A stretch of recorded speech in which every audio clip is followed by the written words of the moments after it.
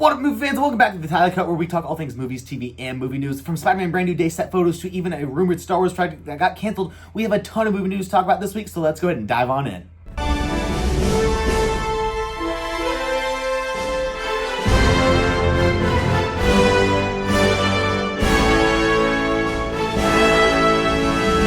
Before we get started, don't forget that timestamps are in the description below if you just want to skip to the story that interests you. But first off, we found out that Miami Vice is officially rolling back to our screens sometime soon, and this time it's going to be carrying a whole bunch of star power with it. As of right now, Michael B. Jordan and Austin Butler are the front runners to be starring in this next reboot for the Miami Vice franchise. Last time we saw the Miami Vice on the big screen, it was back in 2006. It's as old as I am, and it starred Colin Farrell and Jamie Foxx, and it was more of a violent, stylized, realistic, grounded version.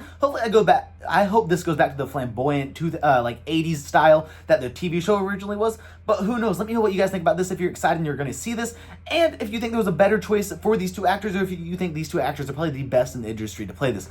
Personally, I would have preferred Glenn Powell over Austin Butler, but hey, I think Austin's great, and we'll see where this goes from here. But moving from the streets of Miami over to the streets of Hawkins, we're going to talk about Stranger Things next. Somehow you hadn't heard yet, Stranger Things Season 5 is coming at the end of the year, starting on Thanksgiving. Next set is coming out on Christmas Day, and the next set is coming out New Year's Eve with the final episode. And we just found out that the final episode of Stranger Things Season 5 will be playing in theaters and select AMC screens. Now, this is a huge step forward for Netflix, who has always been against the theatrical experience, but has been slowly leaning forward towards it more recently, especially with the K-pop Demon Hunters movie, which, honestly, it's not the fact that this movie's going to theaters that has me excited, or this episode is going to theaters that has me excited, but actually the fact that Netflix is leaning into the theatrical experience. I think this is going to help the theatrical experience grow, help the movie industry stay alive and vibrant. I think this is going to be one of the best things Netflix has done in recent years. Let me know if you guys are excited about this, and if you're going to go see this movie in theaters. But moving on from there, we got to talk about another franchise that I truly love,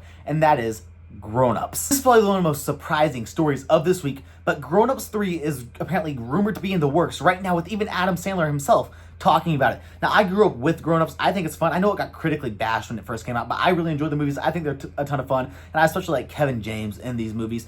But something about these movies just has that dumb charm that I loved about them that we kind of been missing in comedy. And apparently, the rumored plot right now is somehow the group of boys inherit the childhood summer camp that they went to, and they have to run it and take care of it. It just sounds like a ton of dumb fun. Who knows if it'll actually get made, but hopefully it does. But to talk about movies that'll probably never get made, we got to talk about this rumored Star Wars project that Adam Driver himself wrote that Disney said, nah, we ain't making that. And that is The Hunt for Ben Solo. So apparently the actor of Kylo Ren himself, Adam Driver, had been writing a script for a sequel to The Rise of Skywalker that would follow his character, Kylo Ren, or Ben Solo, and his events after that he somehow died but came back to life. And honestly, it sounds pretty cool. He even said it was the best script he's ever read in Hollywood that didn't get produced. Kind of sounds like 23 Jump Street situation here. But honestly, it sounds really cool. I would prefer this story over the upcoming Rey movie we were supposed to be having. But either way, it's not getting made because Disney wouldn't sign off on it for one reason. And that reason was they couldn't figure out how Kylo Ren could have died in Rise of Skywalker and came back. Let me repeat that. Disney couldn't figure out how a dead Star Wars character could return. Somehow Palpatine returned. But I mean, that's Disney for you. They're probably trying to watch their own butts here because they brought back Palpatine without any explanation and everybody hated it. So they're probably trying not to recreate that situation. But who knows? I honestly would have preferred this over the upcoming Rey movie we're supposed to be having in the works. But let me know if you guys would have loved to see this and if you guys are excited for any of the upcoming Star Wars movies coming out soon.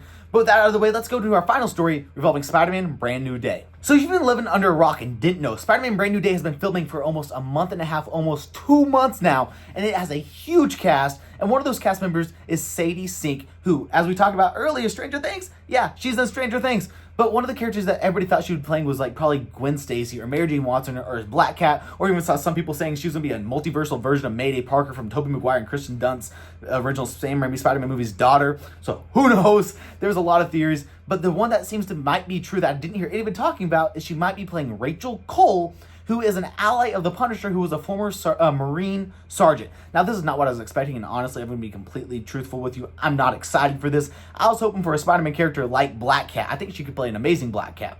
But who knows, maybe this will turn out great. I just feel like there's so many non-Spider-Man characters in this movie right now that it's going to get weighed down. But I still have hope. I think Dustin Daniel Cretton has an amazing vision for this movie. Let me know if you guys are excited for this movie and who she could possibly be playing with Rachel Cole in this movie. But with that, that was all of our movie news stories for this week, for this week's recap episode. Let me know what your favorite news story was down in the comment section below, along with any thoughts, comments, or theories you had about any of the stories we had today.